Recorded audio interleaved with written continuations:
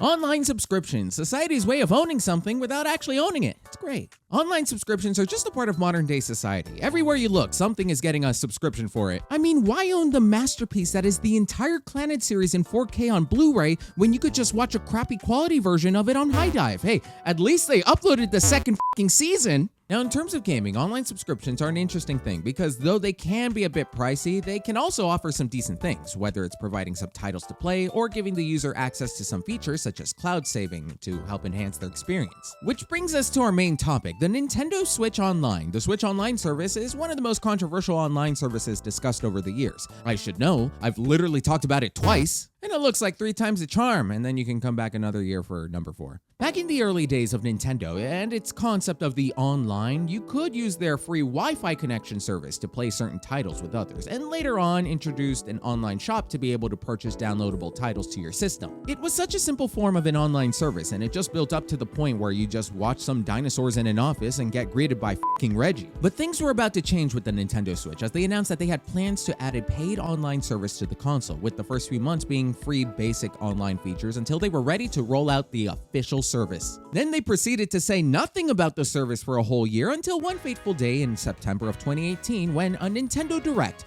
finally announced their plans of the service itself and released it a few days later. But it's been a solid almost 7 years since its initial release and a lot has changed. So let's take a look at the entire Switch Online service, what it was like, what has changed, and if it's truly a subscription service worth getting or renewing for current and future console owners, and if Nintendo has stayed true to their own words. And let's actually begin with that because Nintendo made a video for their service emphasizing 5 key elements. The first one was online play.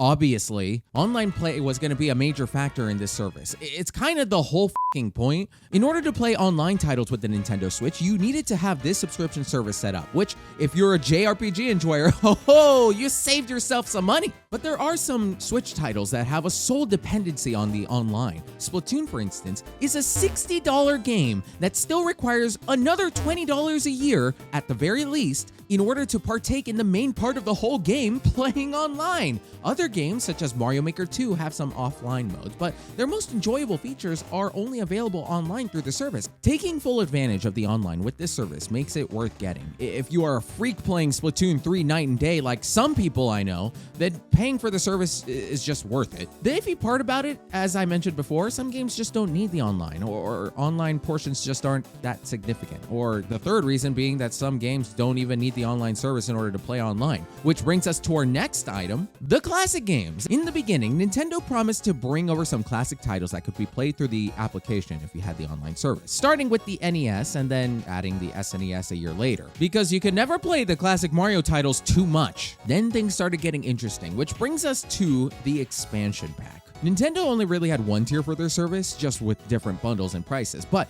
then in 2021, they introduced the expansion pack, which really only had 2 main perks. The first one was DLC lending. Nintendo games on the Switch really pushed out a decent amount of DLC, so what the service did was select a few DLCs for certain games and allow the user to play all the content on the DLC, as long as they were subscribed to the expansion pack.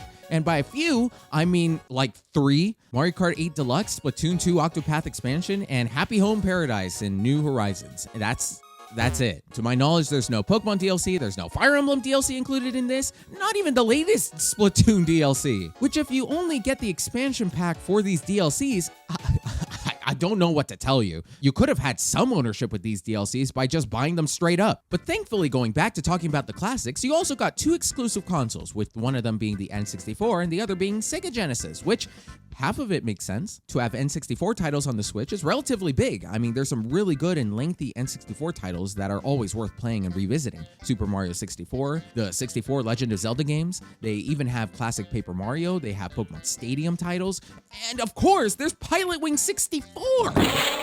And then we have the Genesis. I only opened it to play Sonic 2 once, and then not long later, Sega themselves put out a whole 2D Sonic collection, so that's out of the window. Just a whole lot that didn't interest me personally, and it's just so strange. Now, if they added the Dreamcast, then you got me. Since then, though, we've had 3 more additions to the service, which are slowly knocking on my door of nostalgia. You had the Game Boy and the Game Boy Color, and the Game Boy Advance, which that was exclusive to the expansion pack. Really was a wonderful thing to see these classic handhelds actually actually be added to the online service, and the games that came along with them are pretty decent. You can never go wrong with Super Mario Land 2, and I've really enjoyed playing through the original Pokemon TCG, and I've always wanted to go through the Oracle games, though they are on my 3DS, and there's just something special about playing these handheld titles on a smaller device like the 3DS. Let me know if you also feel that way. Then on the Game Boy Advance, you have some real hitters. I mean, you have the Super Mario Advance collection, which I've always loved. Fire Emblem GBA, which both of them are now on the online service. You've got Four Swords, and even Pokemon Red Rescue Team, which even though the remake is really good, there's nothing wrong with the original. Speaking of Pokemon, I'm sure you've noticed that none of the classic Pokemon titles are actually on here, which now that the 3DS and Wii U eShops have ended their service, means that once again, there is no way to obtain these games legally without breaking the bank. But once you take legality out of the picture, you go to jail, you're a criminal. There's no gray areas, and we're gonna break your Switch too while we're at it. It's actually quite puzzling why they haven't added this yet, in my opinion. I mean, if it's a case of waiting for the right time, why wait? You didn't release anything last year, and I'm sure it doesn't take that much effort to add it to the service. And speaking of, yeah, I slept through your little Pokemon Presents. You know, the one where you showed the wings. Yeah, real snooze fest. Unless the Pokemon Company sponsorship is about to kick in a couple hours, then I may have a second opinion. So yeah, there are plenty of classic games that you could check out with some extra features that you can take advantage of. You have save states where you can save at any point of the game and then return to that point when you want. There's the rewind feature where you can rewind a couple seconds to go back to something you may want to attempt again or try differently. And finally is the multiplayer where you can invite others, both locally and online, to play with you in the application. Overall, they're pretty baseline features that I anticipated, though rewinding is still pretty cool. And also, I lied, but you're already subscribed, so I really don't care. Because now we have the addition of the GameCube. Yes, with the release of the fabled Switch Pro came the addition of one of the greatest consoles to ever release. The only problem? There were like 3 games that came out for it, and I was gonna mention how they are fine games overall, but nothing that crazy since I'm not the biggest Zelda fan on the block.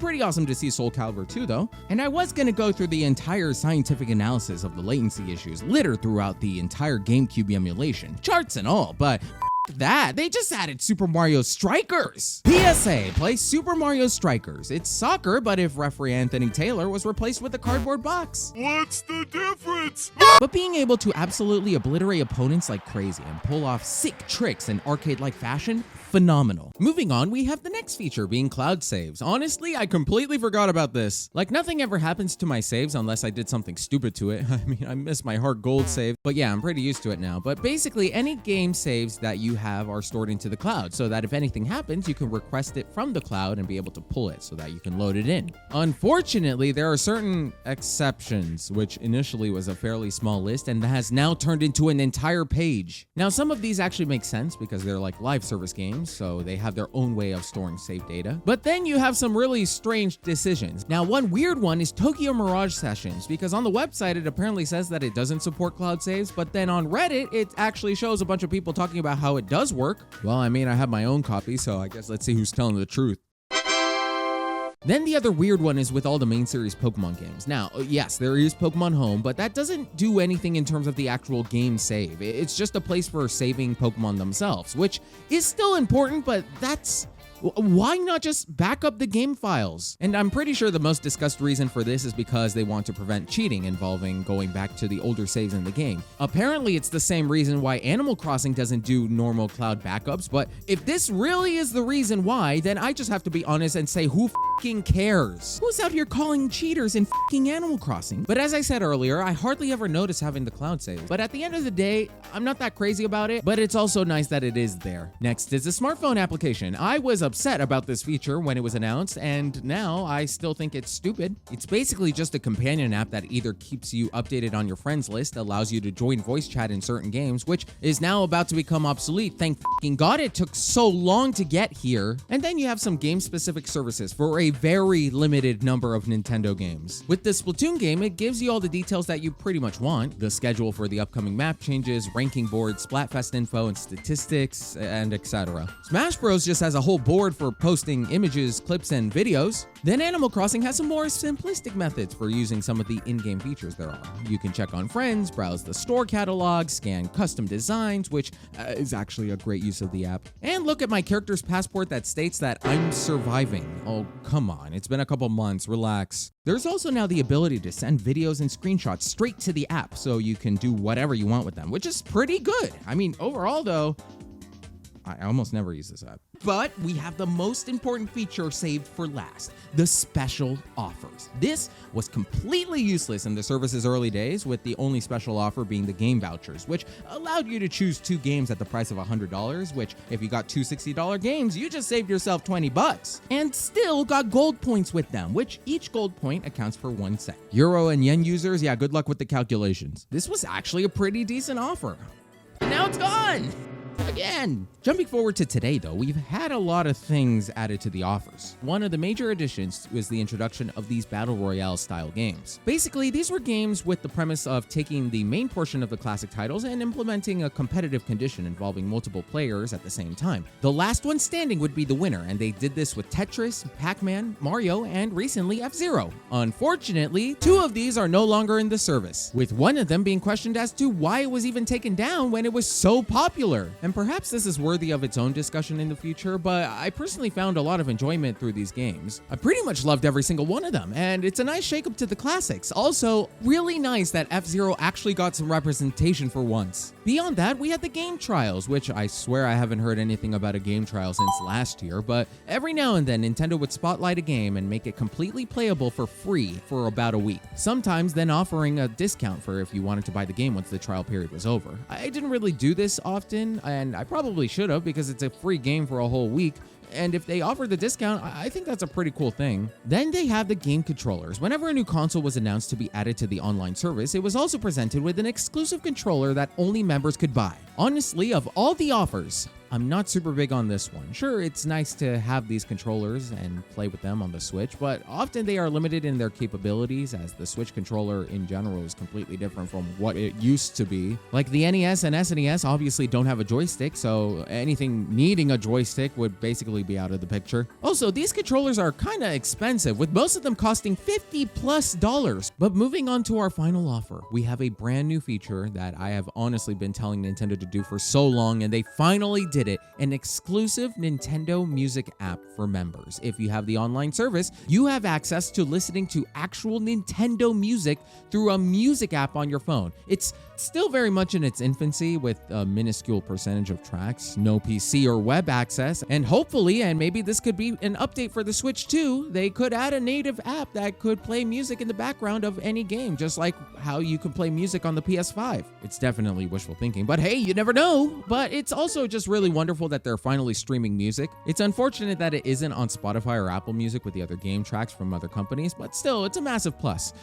By the way, guys, they just added Clannad to Apple Music and Spotify. Oh my gosh, I'm so happy. Finally, I do want to bring up the extra features that come with the Switch Online application on the Switch, because there are some sweet perks. Now, every day you have some system missions that you can achieve to get some platinum points, which is the counterpart to gold points. And these can be used to get yourself some new icons and customizations, which they are often updating to add new icons. From Mario to Pokemon to even Xenoblade, you can customize your profile icon to your liking. And honestly, it's something. Is it better than getting stickers on the 3DS? Yes and no, because obviously it's more fun to customize the home screen with the stickers, but you had to get it from this rabbit, which of all the things I could say about this rabbit, you. But the platinum point spending doesn't stop there, because on the My Nintendo page, you can actually use those points to get stuff for Super Mario Run and Fire Emblem Heroes.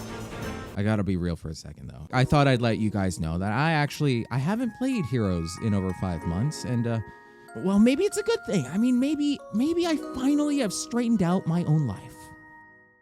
So, Uma Musume, there are also physical goodies that you can get, even though you still have to pay for the shipping at least, so it kind of kills any need for the Fire Emblem Engage button pin set.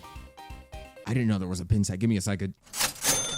And finally, we have the sweepstakes, where you can submit points for a chance to win stuff you have no chance at winning. I'll prove it. 10 points submitted, and if I actually win this, I'll recite 3 of the leaked Pokemon stories from October while wearing all the clothes in a video. Now they're definitely not going to choose me. But the Nintendo Switch Online has definitely become more than it originally was. There is still the question of whether it's worth the price, and I slightly have a different tone from the last time I touched the online service, but my advice remains the same. If it fulfills what you need and consists of features that you plan on taking advantage of, go for it. Hypothetically speaking, but if you're some kind of rando who's trying to grind through all the Trails games exclusively on the Switch, I have some bad news to break, my guy, but at least you won't need the online service.